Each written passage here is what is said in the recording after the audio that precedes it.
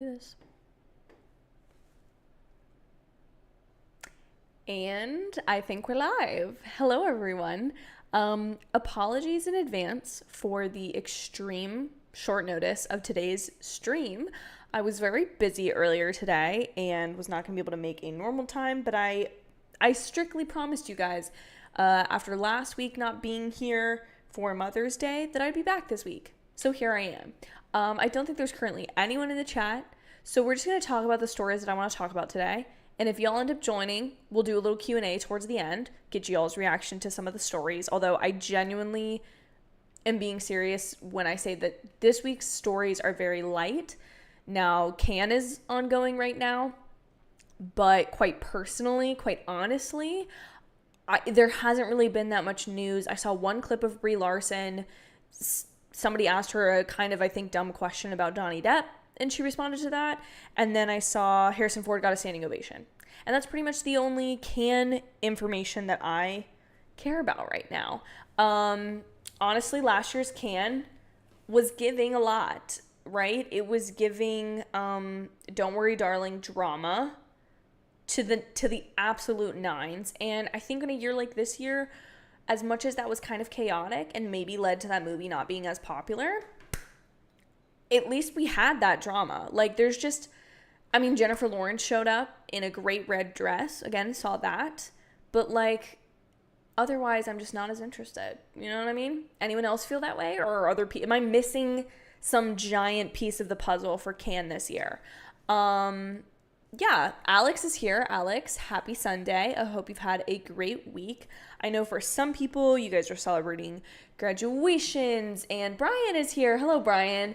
Celebrating graduations and the start of summer and all kinds of stuff. And I just want to say thank you to any of you who choose to join me this evening. Again, I know it's late. I know it's not my normal time. I know it's a little unusual. I'm really genuinely trying to get back in the swing of things. Oh, Brian, thank you. Don't Worry Darling was Venice. But all the film fests have drama. Okay, well, then maybe I shouldn't. See, this is me just being unfair. 2 weeks in a row. Well, not 2 weeks in a row. 2 Above the Line episodes in a row. The last time, I do want to say a major thank you to Bailey, who gave me tons of great information about the Met Gala and why it is held and how the exhibit at the Met has to earn its own money. It's like completely self-funded, and like totally changed my perspective of it to the point where this whole spiel that I had thought of doing for like, oh my gosh, look, all these like rich extravagant celebrities, and then the writers are on strike because they're not getting paid enough. When she said all that, it just kind of clicked for me, and it just made so much more sense. Brian, our official Cannes correspondent of Above the Line, as of now, because you're killing it, Brian, with these updates. Killers of the Flower Moon premiered yesterday at Cannes. That's a biggie. Very exciting stuff. Brian, I hate to admit this, but I don't know that I know anything about this movie. What do I need to know about this? Oh, this is the Leonardo DiCaprio, Martin Scorsese one. Yep. Got a raucous applause at Cannes, according to CNN. So very exciting stuff for Martin Scorsese and for Leo, quite honestly. That is biggie. Thank you for the update, Brian. I really had only seen like the Harrison Ford news and about Indiana Jones and the Dial of Destiny, and I hadn't really seen anything else. So that's honestly a worthy update. So I'm glad I was able to give it. Thanks to you, Brian. Thank you to Brian, our Cannes correspondent, for the evening. Thank you, Brian. Alex, I'm so excited because tomorrow I'm going to an advanced screening of The Flash. Wow, that's a very advanced screening. That's so exciting. Have fun. Let us know your thoughts, of course, with no spoilers. That's actually something I would love to dive into at a later date on the channel. Maybe have something planned for that. Maybe I'm trying to plan something. Maybe I'm trying just to get my schedule. I swear, guys, like I always make a schedule for YouTube. I always have it in my best intentions to upload once a week and do this once a week. And lately, it's just been not in the cards for me. Not in the cards for me. You guys seem to be very understanding, and I appreciate that. You have no idea how much I actually appreciate that. But yeah, let's see. Alex said, even though people didn't go crazy for Indiana Jones, I'm still very excited for it. That doesn't surprise me because I feel like at any film festival is something that's more of a registered IP is gonna premiere, like it's just not gonna not gonna go as gangbusters. So not super shocking, but agreed. I'm very excited for that. Guys, let me launch into my little spiel of stories, and then we can kind of just have a little chill chat, hang out, chill little stream. As much as I have every intention of making Above the Line as informative and interesting as possible of a show, right now, again, maybe I'm just not paying attention to what I need to be paying attention to. But there's not that many stories from this week. And I partially think that it's because the air has been sucked out of the room with the writer's strike. I genuinely feel like there's not any huge blockbusters. The year's most anticipated movies, other than Guardians coming out, the most anticipated movies of the summer are not out yet, with the exception, I guess Fast X, I hit the mic, released this weekend. I haven't seen it, because I don't care to, which is maybe mean and rude of me to say. I just think the Fast and Furious movies are not for me. They're not for me. I love mindless entertainment when it's my type of mindless entertainment, and I just don't think that Fast and Furious is that for me. I also have had a lot of what may have been interesting about the movie kind of ruined or spoiled for me. I don't want to say ruined. Definitely not ruined, but like I've heard about the things that are being used as marketing ploys.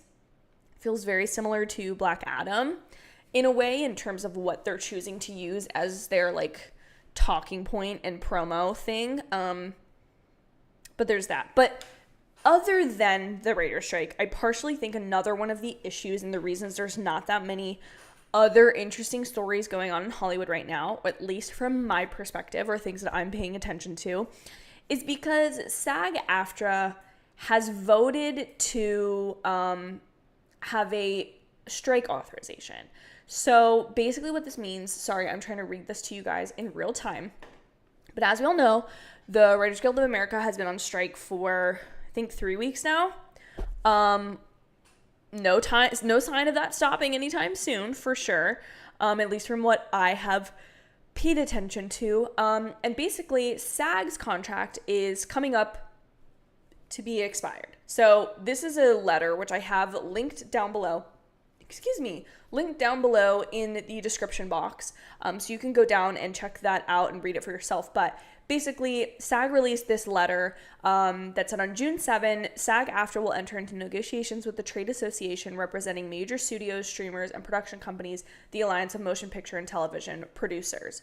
Our goal in this negotiation is to ensure our members working in film, television, and streaming new media can continue to earn a professional living with contract that honors our contributions. So in much the same vein that the Writers Guild of America is striking because of the changes that streaming and new media has brought about the way that Hollywood conducts business, earns money, and therefore the way that people need to be properly compensated, SAG is after the same thing, basically.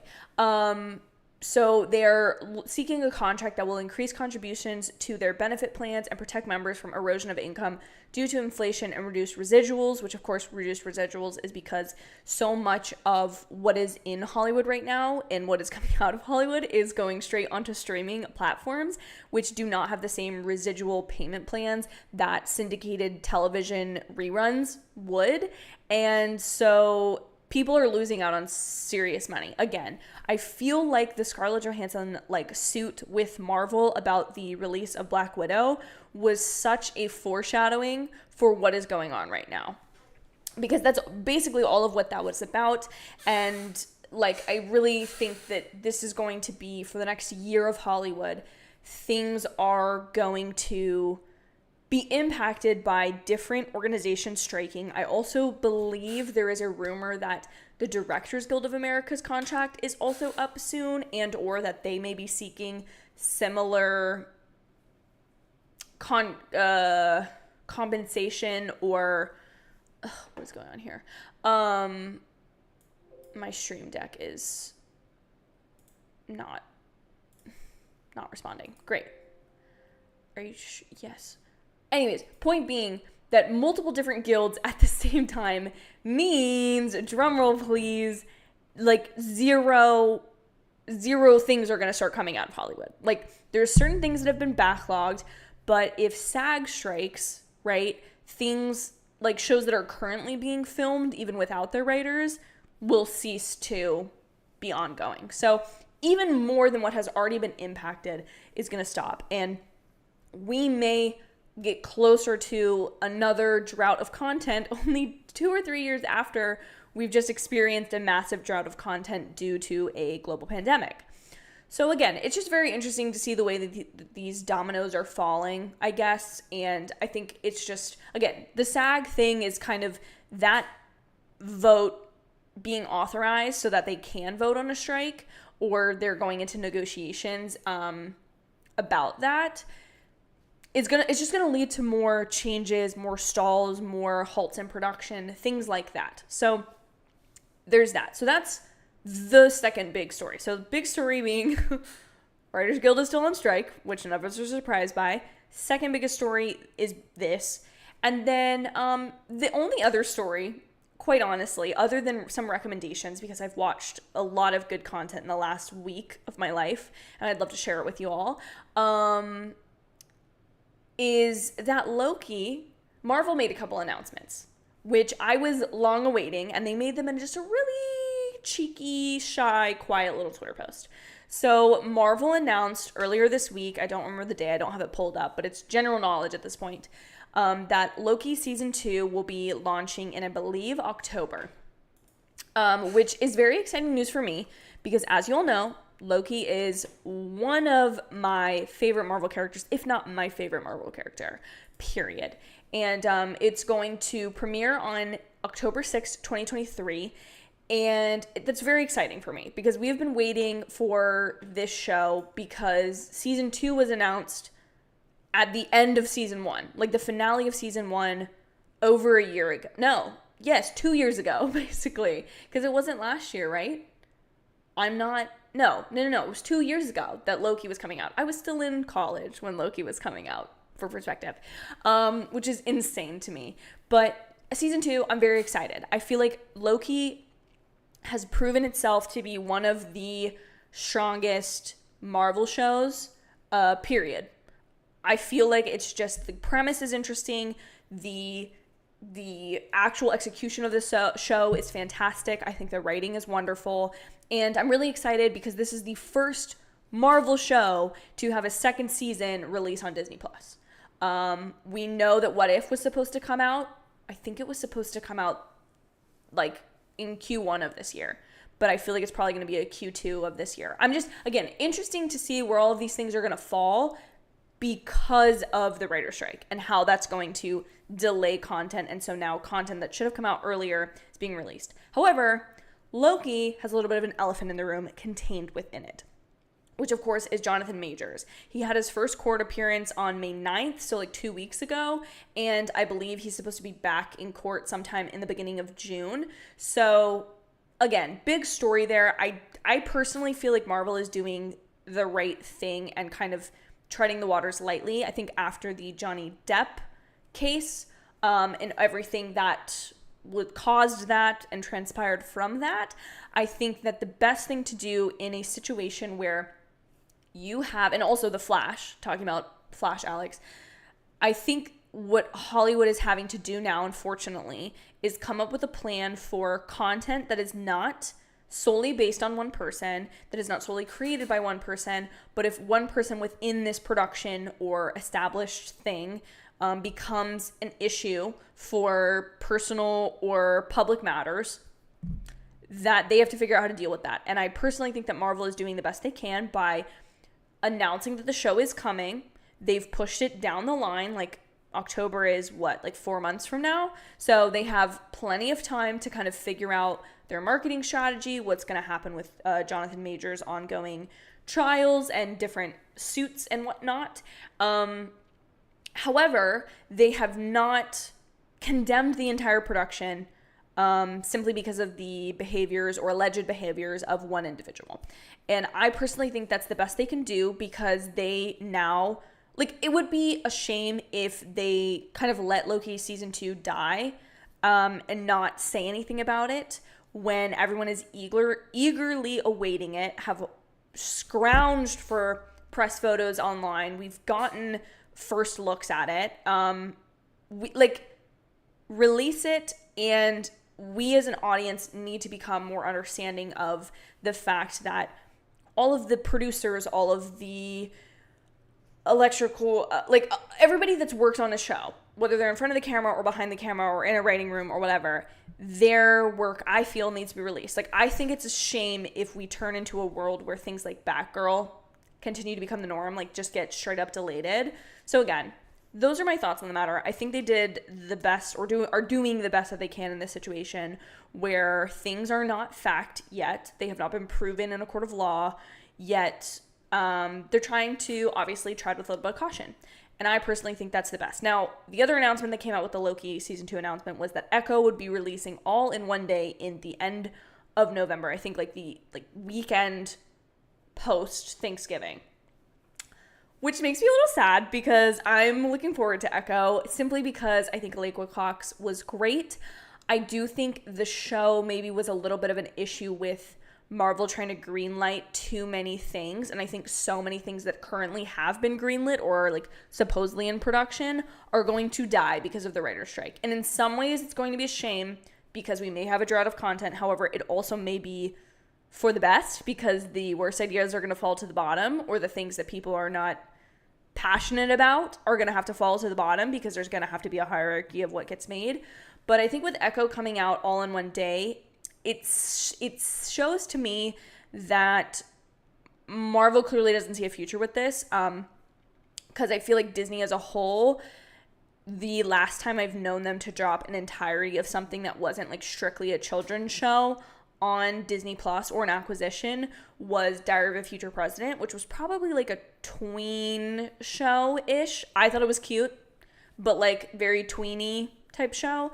That second season released all at once, and that show then like did not get renewed for a third season. So I think for Echo, I don't know that there's much more of a story than for it to have that. I think the shocking thing is that they didn't even do like batched releases of like a couple episodes at a time.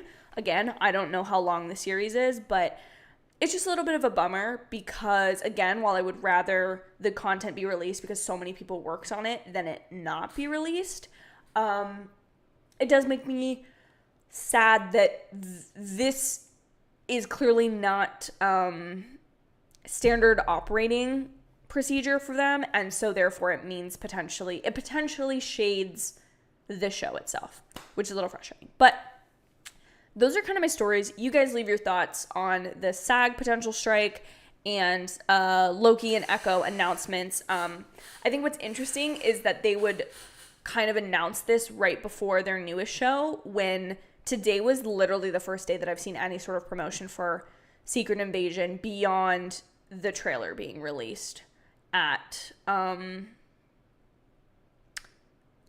what is it called? D23. That they didn't let me upload my trailer reaction. I have a trailer reaction for it, but they blocked that. So when they did for, I'm pretty sure, everybody else, which is super frustrating. But you guys let me know if there's any stories I've missed, because clearly that's a very short list of stories. And then let's chit chat for, 10, 20 minutes, and then we can all go our separate ways because it's Sunday evening and I'd love to edit a video for y'all. Because I am so sorely behind on what my plans and intentions have been for the last couple weeks. But yeah, Brian is headed out. I sadly have to leave early on this episode. We're a few minutes out from the penultimate episode of Succession. I finally started watching Succession. Christian and I watched one episode of it. So, needless to say, I will not be finishing the series, or watching a majority of it until after the season finale, which seems to just be my MO when it comes to shows that define a generation or a couple years period. Enjoy it, Brian. I hope it's everything that you want it to be. Thank you, my friend. Enjoy your episode. Let's see. Alex said Elemental and Wes Anderson's Asteroid City are debuting this week at the festival at Cannes, of course. Alex with his review of Fast X. Me and my parents hated the film, and I think the franchise should have ended a long time ago. I think the thing with Fast X is, like, there needs to be something beyond, like, I don't know. I can't even explain to you why I don't find it interesting. I've been thinking a lot about like aggressive continuity, or like being a stickler for continuity, and how I think what we as audience members have become accustomed to is being rewarded for paying attention to things. And so when something like Fast X comes out, that sure, like newer iterations or newer entries in the franchise, in the series, have hinted towards things in the past or brought them back and whatnot, I really feel like it's not in a way that actually makes you, like, I feel at least, rewards you for paying attention. Again, maybe I'm wrong. Maybe I'm just missing something with Fast and Furious. I think the initial concept was interesting, and I think the memes are hilarious. Like, I truly love the discourse around our culture on Fast and Furious movies, but I really see them as like the epitome of cash cows. But I don't know, there's got to be something about them, because so many well-known actors, unless they're all in it for money, which, like, good for them, right? Like, if they go and make a Fast and Furious franchise, like, I'm thinking Brie Larson, right, who already has her blockbuster stuff with the Marvels, right, coming out this same year. She's an Academy Award-winning actress, and yet she's choosing to be in Fast 10. Or Helen Mirren, for goodness sake. Or Charlize Theron, right? I'm thinking of these people. Even somebody like Jason Momoa, right? Career trajectory is just peaking. Like, he's going places. Like, people want to see him stuff. People like him. I think the thing I find so fascinating is, like, are these people just getting paid so much money to, like, basically goof around and have fun on set, and then they can kind of go their separate way and, like, do nothing? Like, they can just go do, like, 5 indie films if they want. And it doesn't matter how much they get paid. Because, like, I'm all for that, right? I'm all for that. There was a statistic about how much Scarlett Johansson got paid for Asteroid City. I think it was, like, $4,000 or something. Again, I don't know if it was accurate. I think it was on Twitter, which we all know to be the absolute truth, right? For sure. But, it was talking about how, like, her doing blockbuster movies means that she's willing to take a little bit less when she does indie movies, because, like, it all kind of balances out. So anyways, I just think it's interesting. I guess I just personally, for myself, don't see or appreciate the appeal of the Fast and Furious movies.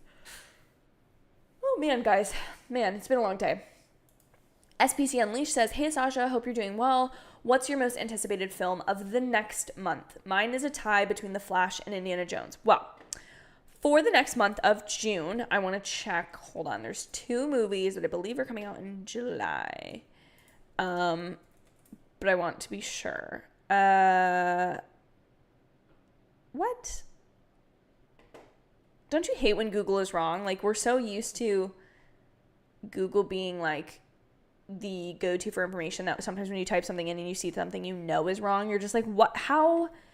Yeah, okay. So Barbie's not coming out till July, so that would have been my answer. But of the next month, for sure my answer then, of the films I know are coming in June, for absolute certain, is Spider Across the Spider-Verse. That's the name of the movie, right? It's not is it Spider-Man Across the Spider-Verse? Why am I struggling with this? Spider-Man Across the Spider-Verse. I'm very excited for this movie. I'm very excited. Very, very, very excited. I think The Flash is going to be great, and I think Indiana Jones is going to be great. I've heard kind of in all the little murmurs, everybody is saying The Flash is going to be great. Now, I don't know if that's, again, a marketing ploy, and we're all going to go see it and be like, yeah, it's fine. I do have hope in it. I'm excited to see Michael Keaton do his thing. I'm excited to see Harrison Ford do his thing in Indiana Jones.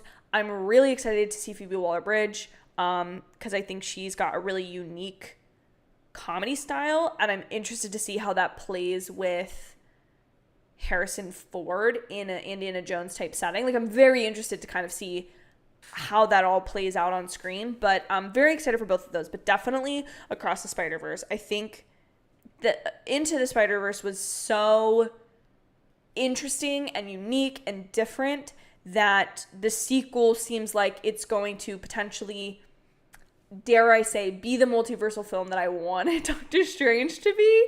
And so I'm very excited to see that. Plus, I keep seeing all the toys and Funkos everywhere, and I'm trying to kind of avoid them because I don't want to try to like put the pieces together of things quite yet. So I'm interested. I'm very interested to see it.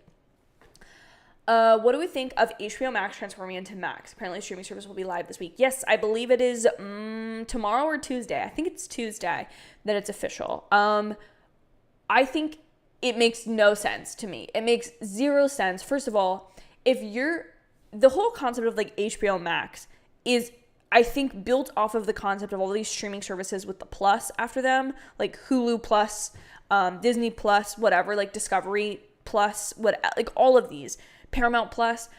I feel like Max was like a unique way to say the same thing and have the same format. HBO Max, but being like it's HBO, but you're getting the absolute, like, again, your connotation to that is like, oh, they have a lot of content. To me, if you take away HBO and you just leave Max, what does that say to me? I genuinely, and I've said this before and I will say it again, I genuinely think that the goal here is, I get that there's a merger and I get that like HBO is such a valuable brand. HBO ensures quality, it ensures consistent, time-proven entertainment, as well as like kind of sneaker hits, like things that a lot of people enjoy that don't even have to be like the biggest thing. Like of all the largest shows, some of the greatest shows of recent TV history, Sopranos, West Wing, Succession, House of the Dragon, and more specifically Game of Thrones, Euphoria, and plenty of others, Veep, Curb Your Enthusiasm, all of these are HBO shows. I do not understand why you are giving up that. Simply, and now I will say, I feel like I also hate the blue. I think the blue is a bad choice to switch to as opposed to the purple of HBO Max. Simply because, again, I associate blue with Disney right now, and I know that Disney and Hulu are kind of going to go, and ESPN Plus are supposed to go through a little bit of a combination later this year or into next year. So maybe that changes. But I genuinely think I just think it is a bad choice all around. It's going to be the same content, so that's not surprising to me. There's nothing I actually feel towards the service. I just feel like people running that ship over there at Warner Brothers, Discovery, whatever the company is called now, I don't feel like they are making rash decisions rather than saying, we're going to take our time here to figure out what we're going to do. Like, it came out of nowhere, just to like I don't know. And I guess like Paramount Plus has had more success being rebranded rather than CBS All Access. And I think, again, that's a connotation thing, like Paramount Movies rather than CBS All Access. Like, that sounds like you're paying for CBS shows, which, like, who wants to do that? No offense. So again, I think they need to be a little bit smart about the choices they're making. I doubt they're going to go back on this decision, but I feel like, again, maybe I sound dumb. I'm just a girl on the internet talking about my opinions. So again, I'm not saying I'm the expert here. I'm just saying, like, I don't know. I hate it. I just hate it very much. Like, come up with a completely different name then. WBD, like Warner Brothers, Discovery. I don't know. I just feel like HBO Max, I don't know. The other thing is, when you're just calling it Max, people are going to continue to refer to it as HBO Max, not Max. Like, no one is going to pick that up. It's just not natural. Anyways.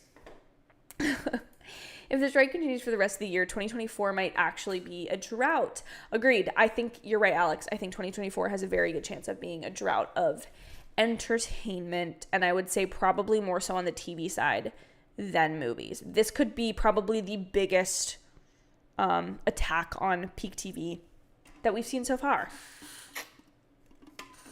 Sorry about that, guys. Oh my gosh, so many of you are here. Hold on, let me catch up. I'm so behind in the chat. Loki season 2 is coming couple days before your 20th birthday. That's so exciting. Did you hear that the writer for Avengers Kang Dynasty actually isn't writing that movie anymore. I did not know that. I know there's been a lot of speculation recently about whether or not the second movie will actually have Kang in it. The Secret Wars. A lot of people think that Secret Wars isn't going to actually have Kang in it. That's kind of a new theory on the block, if you haven't heard it yet. Francis asks, any thoughts on the discussion of artificial intelligence making films? I think it goes against the idea of human artistic expression and allows for gross concepts to start reaching into creation. This is a great topic of conversation, Francis. So this is like really also another issue at the core of the WGA strike, and I'm sure to some extent the SAG-AFTRA one. I think that humans have a want and a need to create technology beyond our own understanding of its impact sometimes. I personally feel that there is like, okay, let me correlate this to like books, for example, right? Like, or even just like if Netflix is telling me these are the top 10 things, like Netflix has their top 10 lists, right? If they're telling me these are the top 10 movies in the US, I could potentially find something that I really enjoy. I could find a new show or a new movie that I really like that they're telling me is great. But there's something really special about finding a movie or a TV show kind of on your own volition or from a friend's recommendation or something more kind of natural and not like determined for you, that makes it potentially sometimes hit a little harder or be a little bit more specified to what you're going through or feel just all around just like you like it more. And I feel like when it comes to AI in this sense, like I'm not saying that AI couldn't create interesting concepts or things that might be creatively unique, and I'm always calling for like creatively unique things in Hollywood. I feel though that AI is not a substitute for human, like AI can't insert human emotion. It can't insert, there's limits to its use. I think I've seen this kind of firsthand with the few times that I've sort of used like ChatGPT or something like that. I genuinely feel like people believe this to be like the end all be all, when I think in reality it's more of a tool. Like I think a great use of AI that I would not personally be opposed to would be if you were like, I really want to write a script today, but I'm suffering huge writer's block. Let me ask AI about a couple different concepts and help me come up with like a starting line. Almost like those like random generators that you can find online of like, give me like a prompt or whatever. I think that's a cool use for it. I think as this jumping off board, a springboard, I think AI is cool. I don't like the idea of a future where I could go to Netflix and type in AI and say, give me a show that's like The Office but made in 2023 and has an all-female cast. Like, I don't like the idea of that being a thing. Like, it very much creeps me out. It very much feels like it removes, like you said, humane artistic expression and kind of the coolness factor, if you will, of knowing that this idea or this concept or this thing came from the brain and the passion and the hard work of these individual people or these hardworking people, these humans.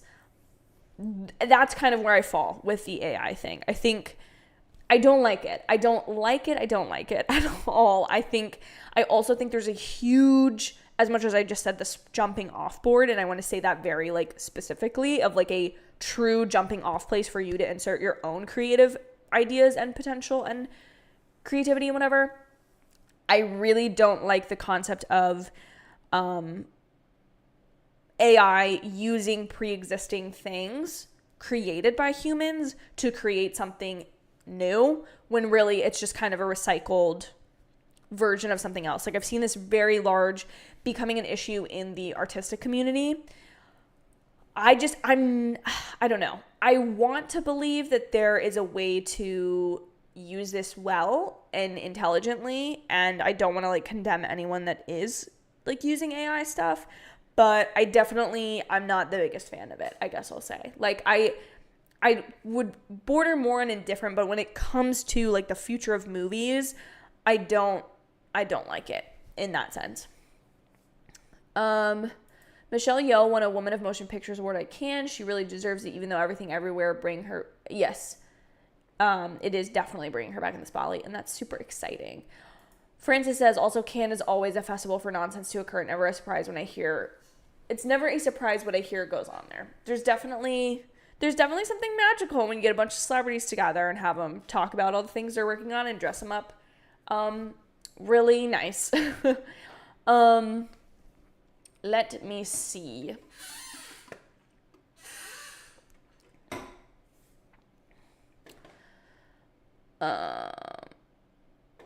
Okay, 1001 Clips has a great point about Brie Larson and these highly well-known actors and actresses being a part of, like, Fast and Furious.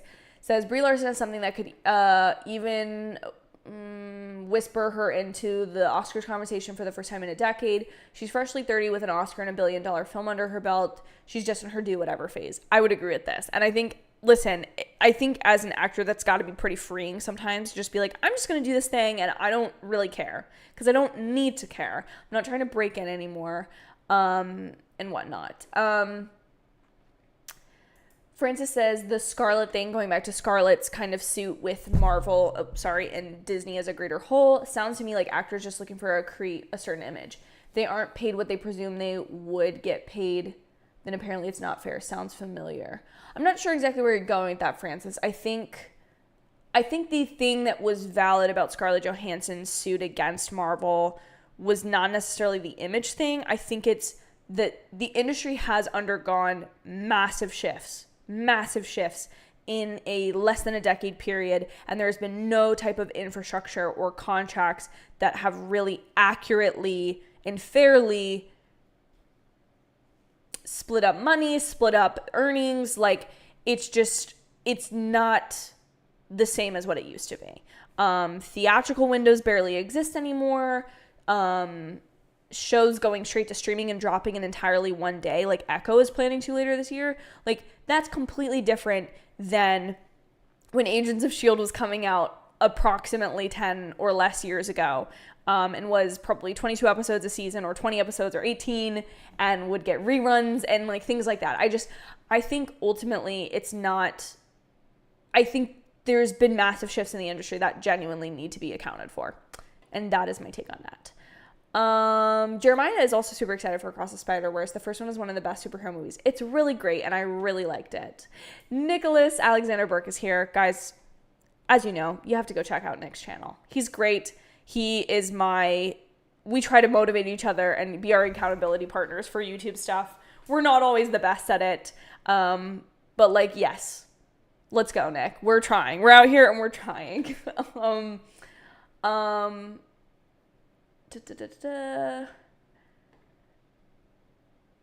Oh, thank you, Nick. Thank you for noticing. Yes, we have my full little background set up now. It looks very bare to me, and I'm also trying to figure out, I have a large light here, and this corner feels a little dim to me, so I need to figure something out here, but we're working with it. We're trying. We're getting everything set up properly in the new place. Spider-Man No Way Home has been the best multiverse film so far. No Way Home. Listen, I like No Way Home. There's people who have opinions about this movie, Nick may be one of them, that I just love this movie. However, I think in terms of explaining an actual multiverse, I don't know that it did the greatest of jobs. I think it gave us what we wanted a multiverse film in a very specific sense to give us. But I think that's where I was sort of disappointed with Multiverse of Madness, is I wanted it to do and explain more. Jeremiah said, any thoughts on Disney Plus removing a number of films and shows? At least they changed their mind about removing Howard. They're keeping it on after all.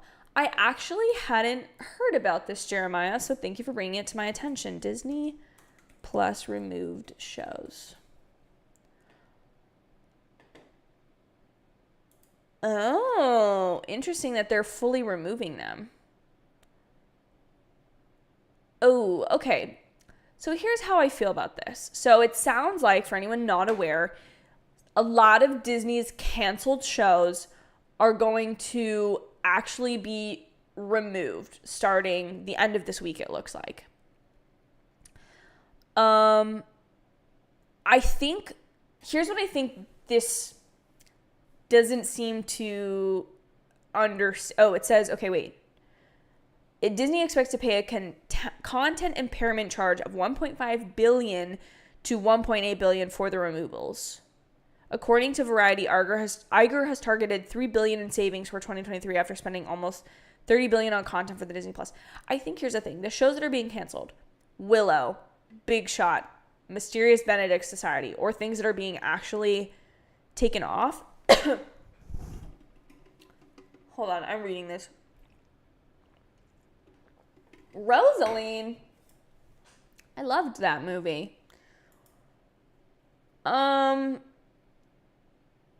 This stuff is going to end up somewhere. So I'm assuming when they say they're removing it, that probably means they're selling it to somebody to make some money. I think potentially some of the issues here is that some of these content pieces, like especially the Disney Plus specific ones, seem like they're not, I don't know that they were that great of an idea in the first place to make. Diary of a Future President is one. So maybe I have to take that back. I don't know. I guess I would rather them remove this content and sell it to somebody else and use the money that they make to make better content in the future. I think that's how I feel. I apologize if one of your favorite shows is on this list and is going to be affected, or a movie or something. Oh wow, they just announced that the Star Wars themed hotel experience is closing. Huh. Disney has a lot going on right now. I'm going to be completely honest. They have a lot going on. One of my earliest episodes of Above the Line was about Bob Iger returning, and kind of how that was going, because there was I think an earnings call right after he was brought on. And I think the fascinating thing is just the company has had issues, but again, if you let issues, no matter how small, go kind of unchecked for a longer period of time, you're going to have bigger changes. So I guess those are my thoughts, Jeremiah. I'm sorry that wasn't maybe the most cohesive or thought out thing. Yes, Ty, this is exactly the theory I've seen online, that Doctor Doom will somehow defeat Kang, or one group of Avengers will defeat Kang, and then Doctor Doom will be actually the real villain of Secret Wars. Jeremiah says, I know hardly anyone watched the Mysterious Benedict Society, but I thought it was well acted, for most part pretty well written and very charming. I'm disappointed Disney Plus is removing it. I'm very sorry to hear that, Jeremiah. I think I doubt that it's going to vanish. I feel like if they're, I don't know, I feel like they're probably going to have to sell it somewhere. I don't think it's going to get deleted. I'm sure there's going to be something that they're going to do with it. So don't be too discouraged, but it is frustrating. Francis says, an AI is also created by a human. It's just a lazy approach to directing. It's not them literally doing it, but it's essentially their idea and their execution. So why do it? I think, I think it what is the point of just having anything that you want come around and be made? I don't know. I think you lose if AI movies or TV shows starts to become a really present thing in the industry. I think it becomes, I think it just ultimately, why then would you want to go watch something made by a real person? Or does it get boring really fast? I just think if you could choose to create a show on your own whim through a search bar in Netflix, then there's also not the cultivation of brand choice of content. If content is being made by who would ordinarily be the consumer of content, if I were, instead of watching TV shows, was creating them through AI, I don't know, that stuff just doesn't get regulated. There's no more streaming services at that point, because those are kind of carefully curated by certain brand types and the way they want to present themselves and whatever. I don't think that that's going to fly. I want to hope at least that we can kind of pump the brakes before that happens. Do you think we will ever see a live action Spider-Man show? I hate to say never, but I think the answer is yes, simply because of the deal that Sony and Marvel have struck. I just don't ever see it being a possibility. I really just don't. I don't.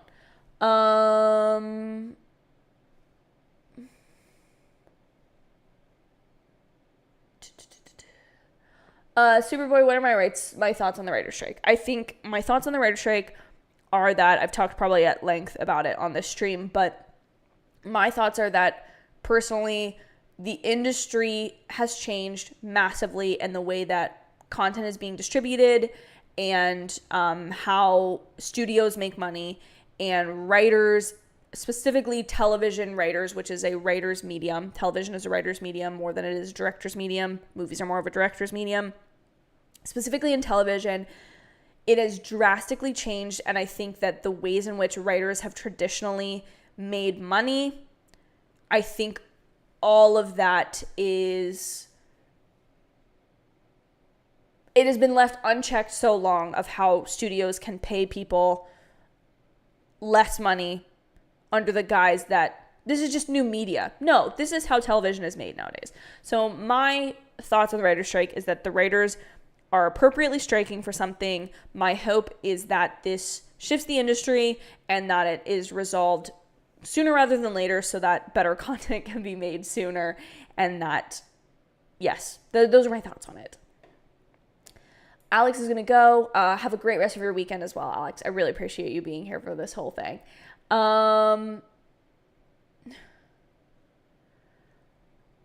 Francis, here's where I will disagree with you in terms of you're saying you ultimately choose whether you make that kind of money, so don't complain about what you signed up for. I think it's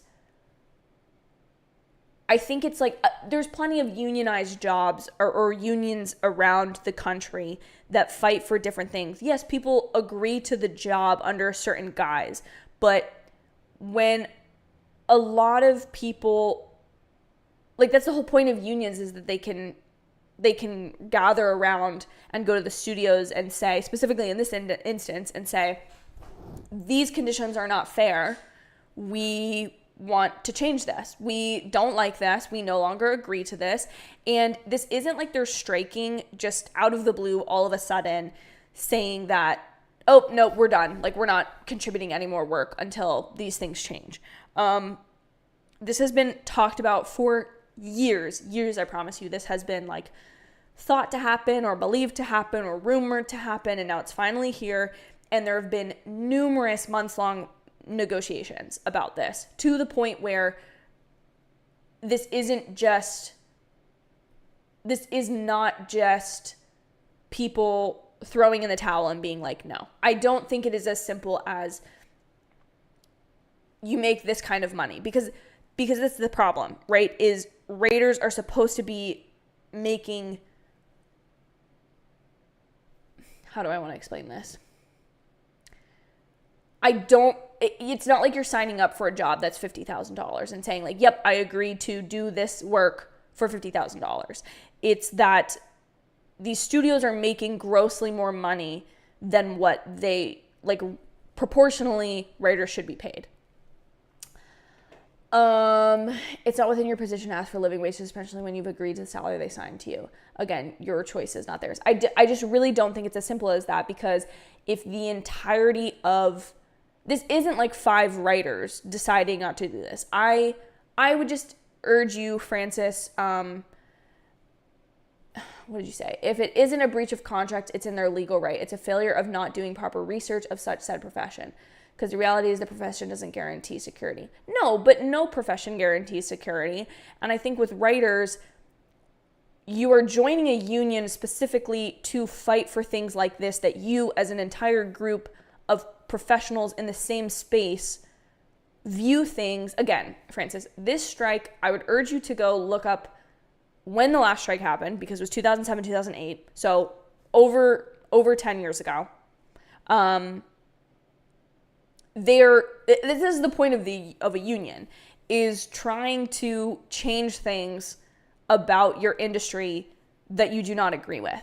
Things can change just because there are regulations in place, or you're supposed to be paid one way. Like, again, for an example, if you're a writer who signed on at the last contract and you agreed to be paid $5 a show, okay, for every time it aired on TV. Well, if it's not airing on TV anymore, you've lost your way to make money. So you need to change that. That's the whole point of the union. I agree. No artistic profession guarantees security.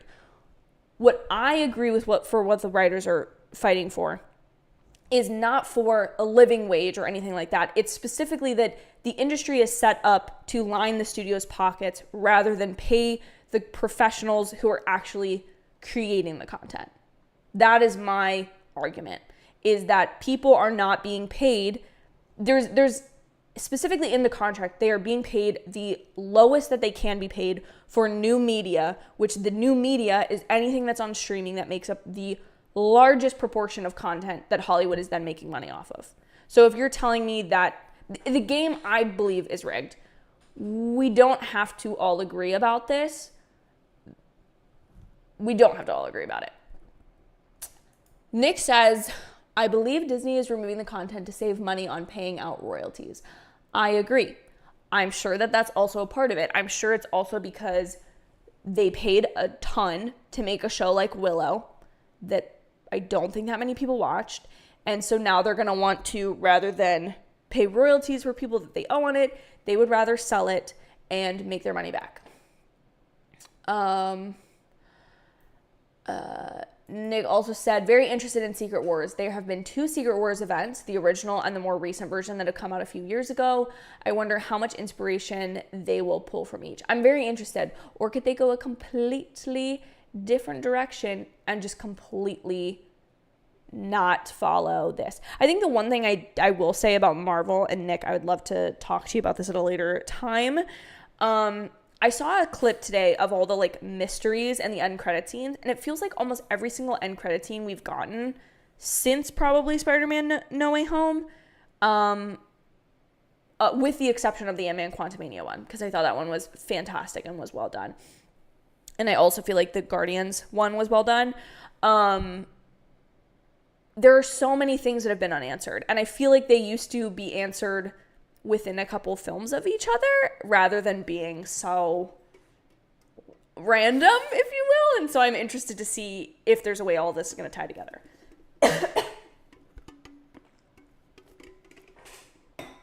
Who's more attractive?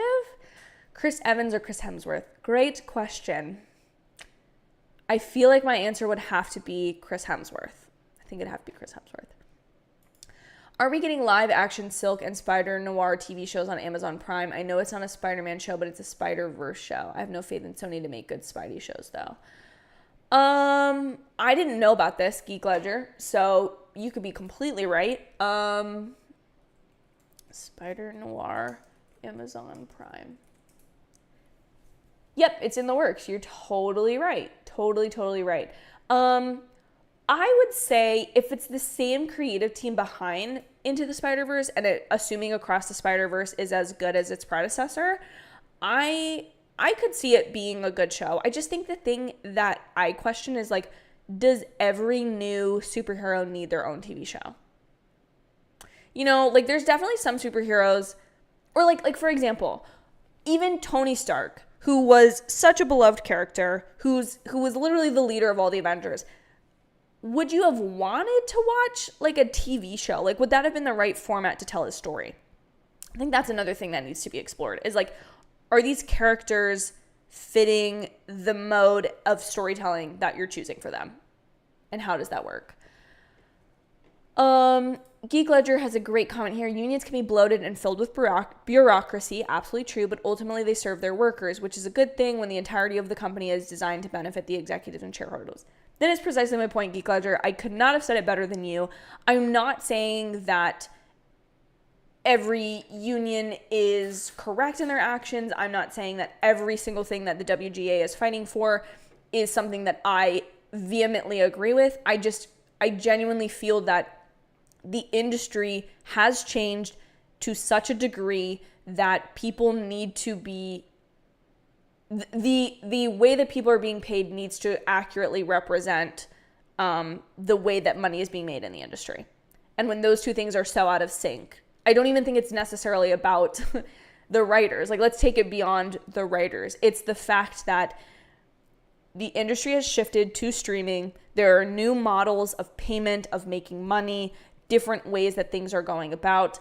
And in that same vein, when a time for a contract renegotiation comes up and when those negotiations are not simultaneously agreed upon, that's when a strike happens. Like, this is all way more planned and structured than just like a bunch of writers decided to go like pick it. And that's it. Like, I just don't,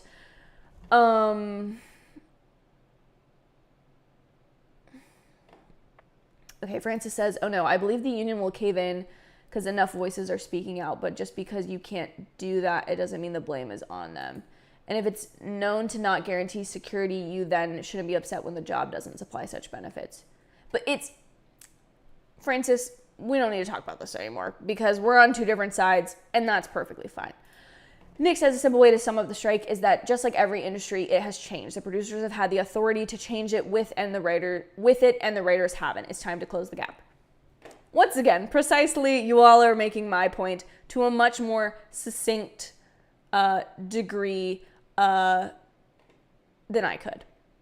Any industry, artistic or otherwise, has zero security. I'm getting a degree in trade and I have zero confidence it won't be obsolete in 10 years, just given how fast technology. Exactly. Like, this is something that, going back to the AI question, Francis, if AI takes over everything, every industry is screwed. Like, everyone is screwed. And this is not an AI live stream, so we're not going to go there. But, like, I think that's something that it's like people who are like, well, if AI takes over this, then this job will be obsolete. Like, no, like, AI will, if it starts to take over jobs and make certain industries having humans in them obsolete, it's going to come for everything at some point. So there's kind of no point in, like,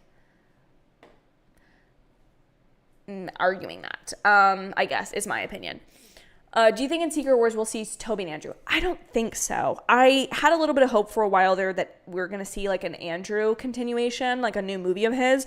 I think if Sony and Marvel were wanting to really continue to go down that like fan thing, I think the problem is they want to give hope to Tom Holland because he's still young enough to do a whole other trilogy, which I haven't heard a lot about in a long time, which is making me a little nervous. I don't like that we haven't heard about that in a bit.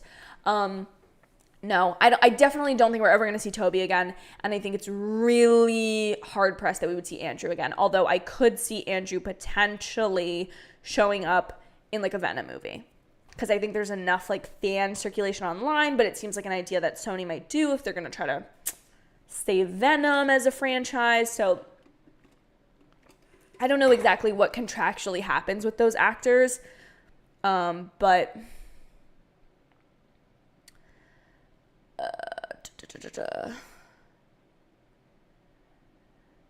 okay, now we're getting into way too many comments and stuff about job security. Guys, this is supposed to be a fun little thing. Oh my gosh, Nick, you're putting me on blast at Target, my friend. I appreciate it. I appreciate it, my friend.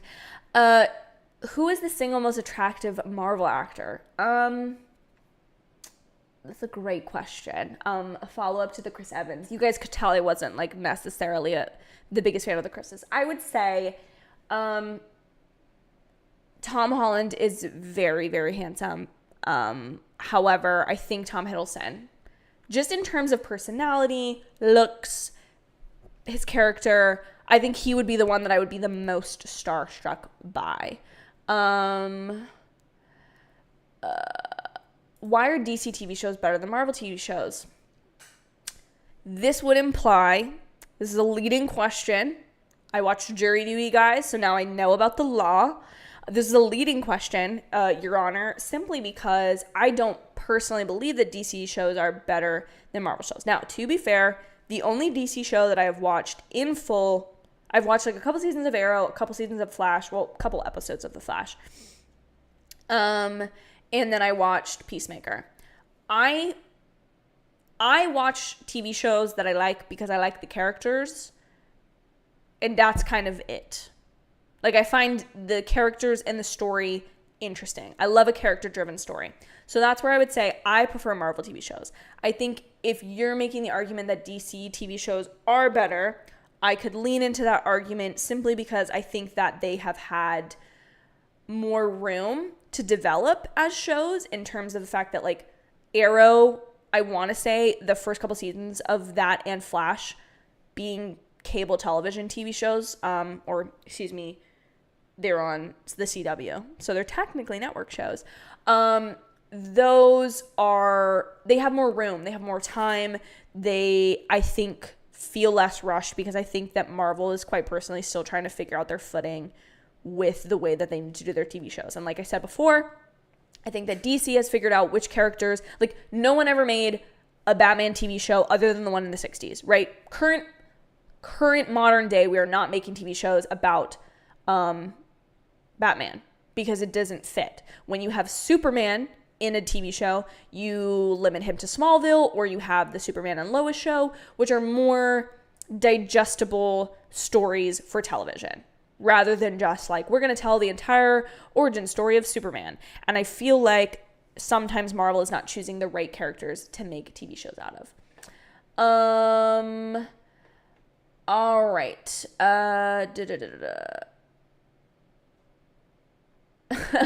Geek Ledger says, I'm a CNC coder and a machinist. Computer already does half my job and AI could possibly do the other half, so LOL, I'm not going to think about it. Totally agree. See, Geek Ledger, Gotham, I never watched it. But a good point. Gotham was centered around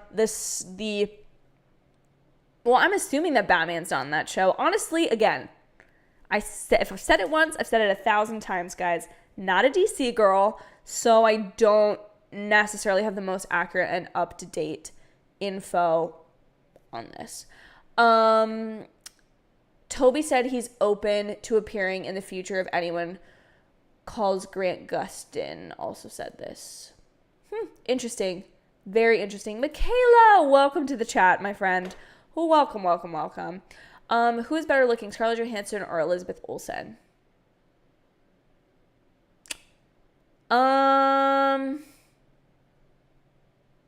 It's a good question. I don't know. I feel like you would have to ask. I feel like I would go with ScarJo, but not because Elizabeth Olsen is not beautiful. But I would say in terms of acting, I don't know. They're both so talented. I really love the two of them. I really quite do. So you're really going to make me pick Enviro, and I don't think I can do that. Geek Ledger says Arrowverse was good in the beginning. It did not evolve with the genre. That being said, Superman and Lois is my favorite superhero TV show, and it's Arrowverse adjacent. See, I think that was the other thing that, quite honestly, Marvel has not done. For as much as they have built a cinematic universe, they have not been as quick to connect the TV shows in a way that I would have liked as a fan. I think Arrowverse having its own name and now being kind of, again, I say this with all due respect of the shows. I did enjoy both of those, but like legitimized, obviously they're legitimate shows in their own right, but being brought to the silver screen for The Flash. And I think that's super cool and exciting. And yeah, so it's sorry, I lost my train of thought there. What I'm trying to say is Arrowverse, I think, was successful not only because they were cleverly crafted shows around heroes that it made sense to make TV shows about, and they well-paced them in a longer format and allowed it to breathe and grow and have great supporting casts of characters, but additionally, and arguably more important than those, well, as equally as important as those things, is creating a mini little universe on TV to where it rewarded you to watch both shows, Flash and Arrowverse. It rewarded you for doing those things. Michaela, forgot how famous you were. Girl, stop. Girl, stop. What do you mean?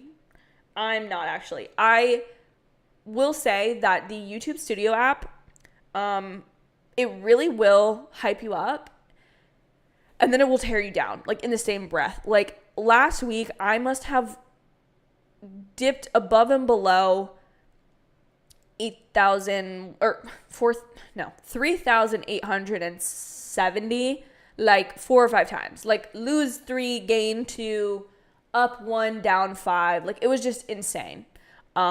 Which is honestly on me for not being consistent with uploads.